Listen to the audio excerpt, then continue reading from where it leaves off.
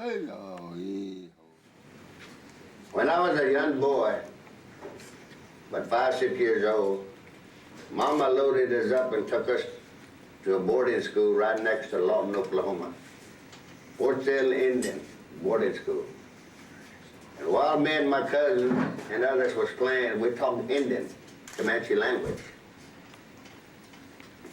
But it was also restricted that we cannot talk our tribal language at boarding schools. Yes. Not only the Comanche, but the Kiowas and Wichitas and others that went to school at Fort Sill Indian School near Lawton. But also Riverside at Anadarko, Concho at El Reno, and Sequoia at Tahlequah, and others Indian boarding schools. Back in the 30s, they were restricted not to talk their tribal language. Every once in a while, me and my little cousin get together. Larry Sofety, he was in the Signal Corps with us. We always laugh and we always say, maybe they're trying to make little white boys out of us. But anyway, we have a little fun like that. Yes, it's been many years ago, way back in late 20s when I was in Fort Sill Indian School. And one thing, we was military. I was in C Company. We dressed like soldiers. We marched to every place we go. Eat, school, whatever it is. And every other week, they had a girls' town day and then they had a boys' town day. So, Mom and them was so poor, but they couldn't hardly come. They didn't have no car most of the time. But when boys' town day comes, then after dinner at 1 o'clock, I would change into my best clothes and sit up there on the curb waiting for them to come in. But majority of the time, they don't show up. But when they do come up, then we get to go to town and go to show for a dime. Maybe get a nickel for a pop, and that was our treats them days, many years ago. Yes, we were forbidden to talk the tribal language, but we was going to boarding schools.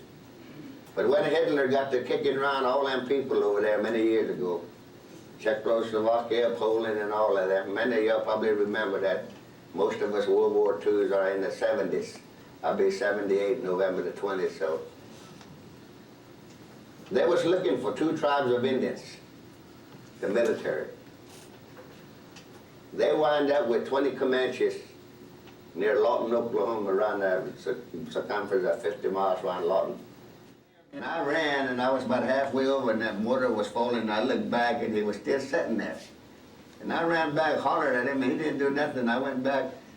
He was still alive, and I picked him up, put him on my shoulder, and I forgot about all that mortar coming in. And then I went on, and I went down in the basement. Them other boys come and helped me, took him down. And he took 2 deep breaths, and he was from New Jersey. He had a picture of a wife and little girl. I don't know whether he ever seen that little girl, but I always remember that. And then that big artillery knocked a big part of a building off, and this was hanging up there. And I climbed up there a day later and went up there, and they had a blackboard there, and it showed where the American military was, and I guess they was there, and they left that up there. And I've seen others in French and then, but I didn't think much of it. But this one here, I climbed up there and got it, because my friend, that Mullins, Private Mullins, was killed just right here, arm distance from me. And I carried him down to the basement, but it was too late because medic said he got one right through the heart. So I took that with me to talk about my little friend. And he was from New Jersey. So I talked to that Hugh Forrester, that second lieutenant that worked with us. Now he's a major general retired. And I asked him to look up that Moon Mullins, see if he could locate the family after all these years, that I could tell him how he had died, you know. And so this flag, I've been carrying it around. And I was talking to a bomber squad in Tulsa, like crowd like this, and one lady got up and she said, "That's the country of my flag. That's the country of my flag of my country." And I told the lady, "You could give me $1,000, you could have it." So I still got it. And when I went to Coffeyville, 7th of last November, I was talking about this flag, and I said about that, what that lady said, "This is the country of my flag. $1,000, I guess you could see I got it." The man come up and said, "Here's $1,000, I take that flag." And I didn't sell it to him. Okay. That came from a little town named Bailoff, Bastogne, and then St. Viv, and then next to the Dragon Teeth, right there in the valley where that little town is. So I carried it all the way home, and I take it with me when I'm talking about it, and I still got it.